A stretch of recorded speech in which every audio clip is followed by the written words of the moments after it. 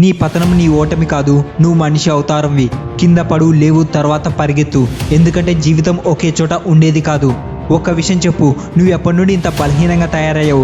ఇంత చిన్న చిన్న విషయాలకు ఎప్పటి నుండి ఏడుస్తున్నావు? నువ్వు చేసిన ప్రమాణాలను మర్చిపోయావా? నేను ఇది చేస్తాను, ఇది చేసి తీరుతాను, నన్ను ఎవరు ఆపరన్నావు కదా. నీ ప్రామిస్లన్నీ ఎక్కడికి పోయాయి?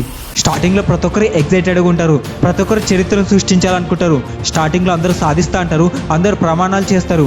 కానీ చివరిలో 1% పీపుల్ మాత్రమే సక్సెస్ అవుతారు. నువ్వు నీ జీవితంలో ఒక కళ కన్నావు, దాన్ని పూర్తి చేయడానికి ప్రయత్నం కూడా చేసావు, కానీ ఓడిపోయావు. ప్రాబ్లమ్స్ వచ్చాయని వదిలేసావు. అరే ఏమైంది ఓడిపోతే? నీ అంతకు నువ్వు ఓటమి నొప్పుకున్నంత వరకు నువ్వు ఓడిపోనట్టే. అండ్ ఇబ్బందులు అయితే వస్తాయి. ఇబ్బందులు లేకుండా జీవితంలో కిక్కే లేదు. ఎందుకంటే మీరు ఇబ్బందుల్లో నుంచే శక్తిమంతులుగా మారగలరు.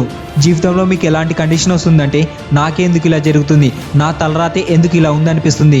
అరే ప్రతి మనిషికి సమస్యలు ఉన్నాయి, కానీ సమస్యని సమస్యలా చూడడం చాలా పెద్ద సమస్య. జీవితంలో ఏదైనా లక్ష్యం మనిషి కంటే గొప్పది కాదు.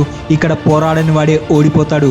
ఒక్క విషయం గుర్తుపెట్టుకో, నీ విజయం అప్పుడే నిర్ణయించబడింది, నువ్వు మొదట నీ లక్ష్యాన్ని ఎప్పుడు నిర్ణయించుకున్నావో. నా మిత్రమా, నువ్వు నీ గమ్యాన్ని చేరుకుంటావు, కానీ దారిలో ఇబ్బందులు ఎదురవుతాయి. ఒక్కటి కాదు 1000 వస్తాయి. వీటన్నిటికీ భయపడితే చచ్చిపోతావు.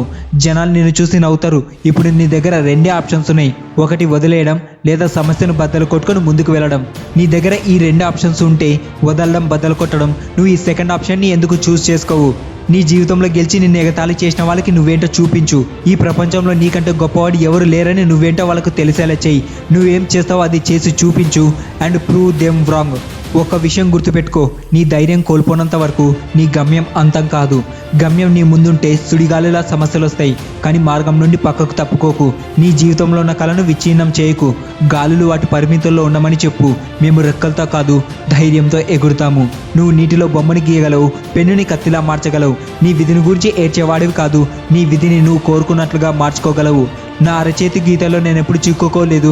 నా ధైర్యంతో విధిని ఎప్పుడైనా మార్చవచ్చని నాకు తెలుసు.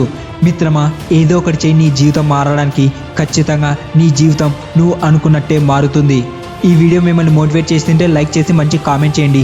మీరు చేసే ఒక్క లైక్ అండ్ కామెంట్ వీడియోని ఎంతో బూస్ట్ చేస్తాయి. తర్వాత వీడియో మిస్ అవ్వకుండా ఉండడానికి ఛానల్ని సబ్స్క్రైబ్ చేసుకొని పక్కనున్న బెల్ ఐకాన్ని క్లిక్ చేయండి. Thank you. జై హింద్.